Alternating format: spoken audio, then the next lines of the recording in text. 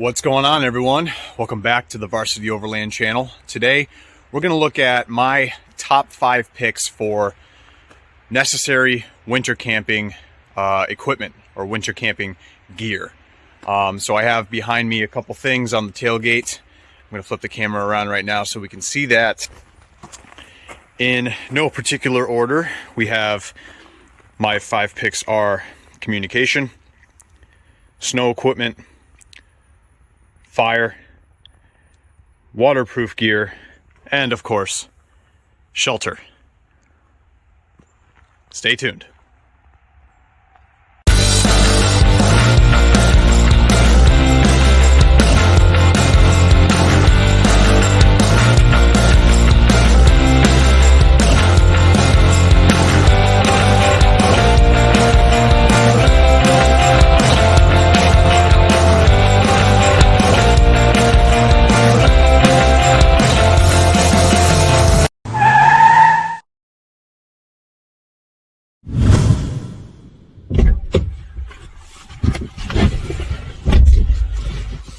All right, people, so like I said prior, today we're talking about snow camping gear or snow overlanding gear, because obviously this is going to cater a little bit more towards overlanding with the rooftop tent and everything, but the general concepts of the five topics I came up with can be applied to really any style camping in the winter or in the snow.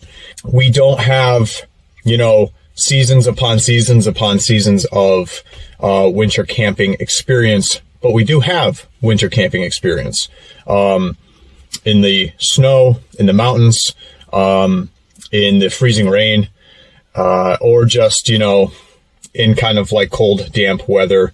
It is New England, and winter can look like anything. New England weather, I'm sure for those of you who know, is very unpredictable. So you can have a day like today where it's definitely the winter season, but the temperatures in the mid 40s, and the snow that we had a few days ago has already melted because of some rain.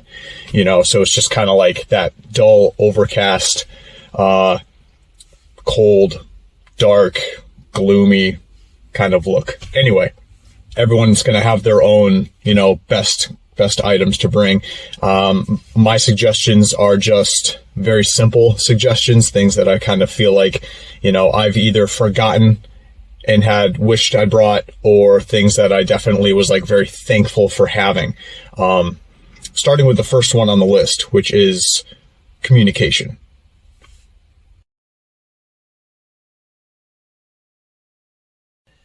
So beginning with item number 1, which is communication.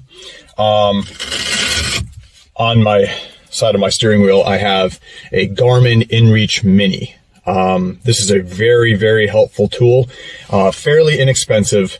You can find it online. It is the mini version of the Garmin InReach, which has all the bells and whistles. It can hook up to, all sorts of equipment. It can store multiple phone numbers and whatnot. This one is kind of like the bare basics. It works great. We got it right before our first big trip to the George Washington National Forest in Virginia, and thankfully, once we got up into the mountains, we didn't have any service.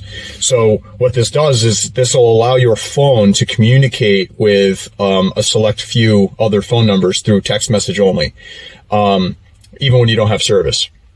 And it works through a Bluetooth setup, so you have to establish that Bluetooth ahead of time. Obviously, you don't want to try to do that and try to set everything up and get your phone number registered, while you're out on the road. But you got to set up ahead of time. And what happens is you lose service while you're out camping, overlanding, wheeling, whatever. And you turn on the InReach. It'll search for a satellite. You have to keep it in sort of like an open space. I've done it in the middle of the woods and it's worked. It just takes a little bit longer. But it, the paperwork says it prefers an open space. It takes roughly 10 minutes, give or take a minute or two, for it to find a satellite. So you set it up ahead of time, hook it up with your Bluetooth. There's an app that you can download on your phone. And then once you turn it on, it communicates with a satellite in about 10 minutes. It'll beep and light up so that you know it's working, it's connected. And then you just use the app on your phone and you're able to text back and forth with another phone number as if you were just texting, it's just regularly texting. The messages do take a little while to go out and come back, but it works really well. It's worked out well for us to kind of communicate to family or friends and be like, hey, this is where we're staying. This is the camp spot we found. This is the national forest we're in, whatever. Here's the weather. Or if we don't know the weather, we actually ask people, if we're a little worried, we'll ask people through this device to check the weather for us and then send us the forecast.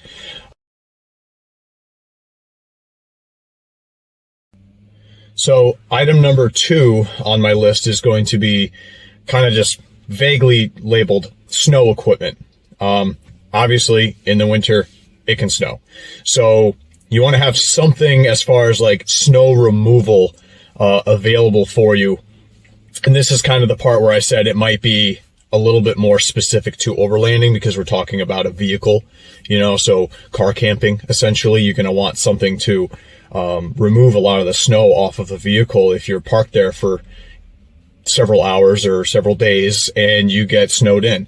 On top of that, though, you might want something to remove snow just basically at your campsite. So even if it's not overlanding or car camping, you might want to be able to clear a path at your campsite, or foreshadowing to one of my other items on the list, shoveling an area for a fire, right? So you can have, basically, you can have a basic shovel, like a spade head shovel, which is actually what I brought on our trip up to Vermont, when it snowed on us, somewhere between 3 and 3.5 inches. And it worked out fine. I mean, it's a shovel, it's not the best at moving snow, but it is still better than nothing. Also, thinking about some sort of brush, some sort of large, maybe extendable or just long, snow removal brush, for the roof of your car, the hood of your car, the top of your tent, if you have a rooftop tent, even something that I mentioned in a previous video, the ladder that goes up to your rooftop tent. Ours actually froze on us overnight when we were up in Vermont. And so having something that can, kind of like brush off the handles, brush off the sides, maybe even knock on it a few times to break up the ice, that would be great. So item number 2 on my list is going to be some sort of snow equipment to help you remove snow, or, at least just add a little bit more convenience to your campsite, being able to move around.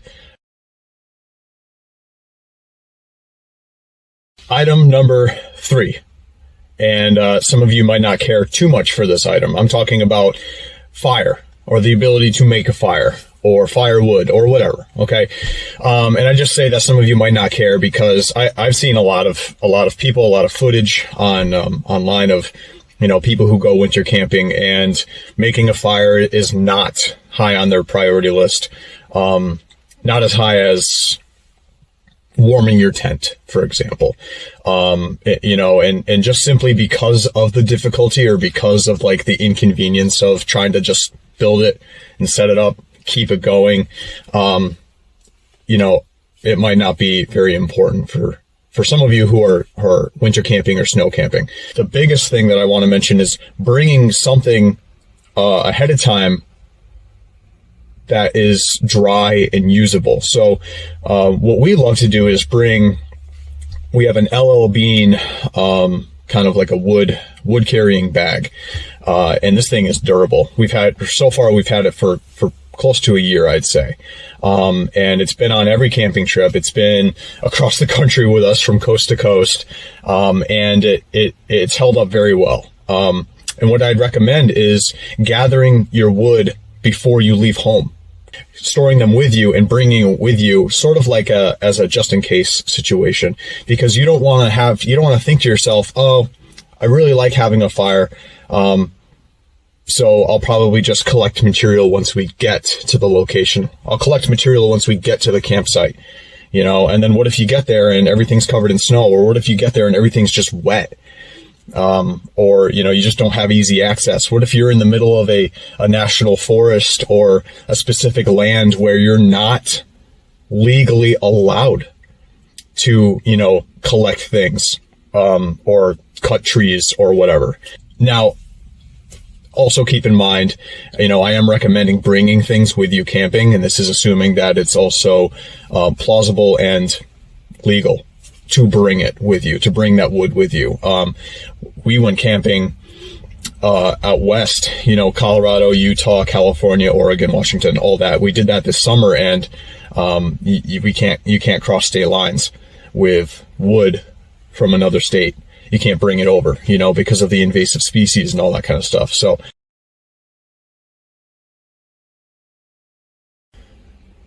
all right. So item number 4 is going to be waterproof material or waterproof clothing, waterproof items, basically. Having something warm, pretty self-explanatory. But having something waterproof, they're not always synonymous. I'm sure there is nothing like being freezing cold and wet. It's extremely miserable and also can be potentially dangerous. Yeah, you're going to bring your warmest jacket. You're going to bring your warmest sleeping bag. You're going to bring your best snow boots. Duh. But having things that are also water resistant, super important. Okay. Even if it's like a water resistant base layer, or if it's a water resistant jacket, that you could put on over everything, or a tarp, or, a poncho, something that's going to keep you dry. All right.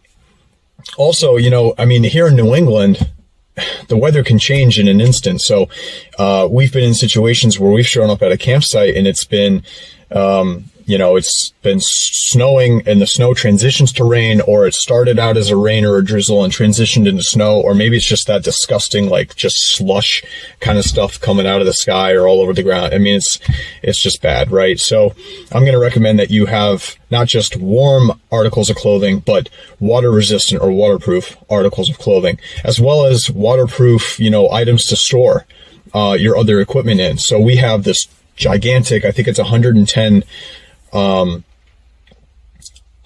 liter. It'll probably say so on the side of the bag. 110 liter dry bag that we put a lot of our tent items in, like our sleeping items, so that when we pull it out of the back of the truck, we bring it up to the rooftop tent. Nothing's going to end up getting covered in snow, or nothing's going to end up getting wet if it's raining, or whatever. So having things, especially during this time of year, having things that are waterproof, should be considered just as much as having things that are warming.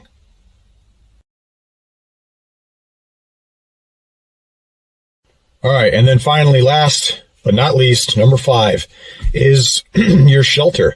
So we're talking about rooftop tents. We're talking about getting up off the ground, off of the cold, off of the wet, off of the snow, and getting up over your vehicle. So already, if we're talking about overlanding, you're already off to a better start than regular tent camping on the ground.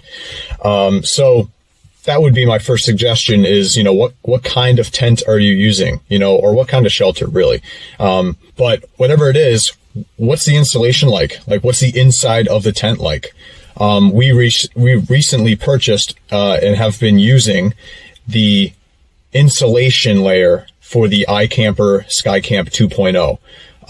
Having a layer, sort of like an insulator for your tent, regardless of the style tent, is really important, because if you're using just a typical tent, it's going to be thin and you're going to lose a lot of heat, and it's just not going to hold up. And then, you also have to consider if you are camping during, a snowfall.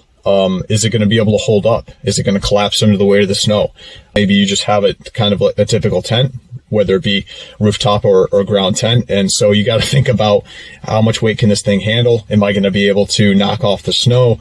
Is it going to be able to handle something like wind that kicks up during like a larger snowfall or snowstorm? And also, how thin is it? So investing in some sort of base layer, I think, for your tent it's a good idea. It's a really good idea. Having the proper sleeping bag is also a really good idea. And you need to check, there's two values when it comes to sleeping bag, right? There's a value for comfort, sleeping comfort, and there's a value for survivability. which is crazy when you think about it. You know, here's the number that you get for being comfortable while you're asleep.